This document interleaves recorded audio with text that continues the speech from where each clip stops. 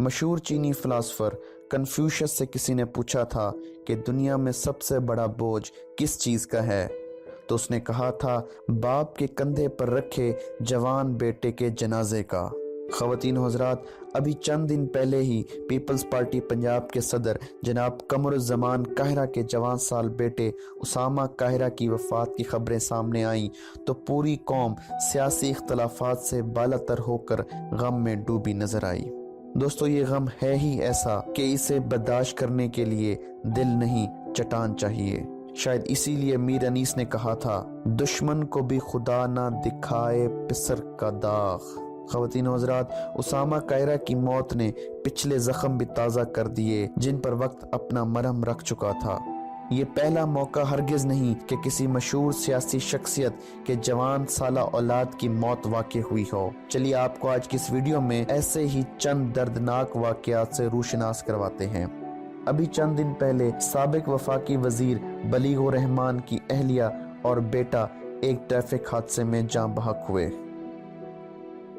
اور اس سے چند ماہ پہلے پیپلز پارٹی کی سینئر رہنما روبینہ قائم خانی کا جوان سال بیٹا اس جہان فانی سے کوچ کر گیا، اور 2018 میں ہی ڈائریکٹر جنرل آثار قدیمہ پنجاب زاہد سلیم گوندل کا 24 سالہ جوان بیٹا جو 2 دن پہلے ہارورڈ یونیورسٹی سے تعلیم مکمل کر کے پاکستان لوٹا تھا، جان کی بازی ہار گیا۔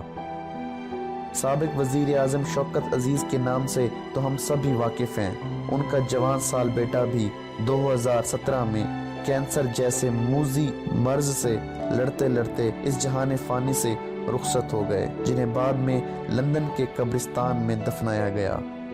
دوستو، پیپلز پارٹی کی سینئر رہنما شہلا رضا کو اللہ تعالیٰ نے ایک بیٹا اور ایک بیٹی کی نعمت سے نوازا تھا۔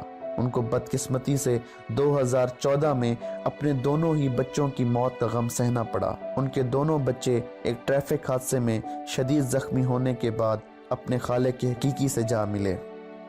2013 میں پاکستان تحریک انصاف کے صوبائی وزیر محمود الرشید کا جوان سال بیٹا عین 20 سال کی عمر میں اس جہان فانی سے کوچ کر گیا۔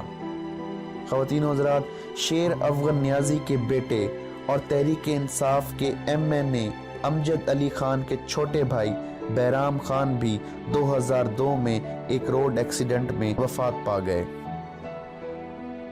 خواتین و حضرات، جوان اولاد کی موت ایک ایسی قیامت ہے جو ان کے والدین پر ساری زندگی نہیں گزرتی اور ان کو مسلسل اذیت اور درد سے ہمکنار رکھتی ہے۔ کہا جاتا ہے کہ اپنی دور کی مشہور زمانہ اداکارہ روحی بانو کو جب ان کے جوان سال بیٹے کی فوتگی کی خبر ملی تو اپنا ذہنی توازن کھو بیٹھی تھیں۔ آخر میں ہم ان تمام والدین کے لیے جن کا تذکرہ اس ویڈیو میں ہوا، اور ان والدین کا جن کو عین جوانی میں اپنی اولاد کی موت کا دکھ سہنا پڑا، کے لیے دعا گو ہیں کہ اللہ تعالیٰ ان بچوں کی مغفرت فرمائے اور ان کے والدین کو اس دکھ کو برداشت کرنے کی توفیق عطا فرمائے۔ بچے تو گلی میں بھی اکیلے نہیں جاتے، بچے تو گلی میں بھی اکیلے نہیں جاتے، ایسے تو کبھی چھوڑ کے بیٹے نہیں جاتے۔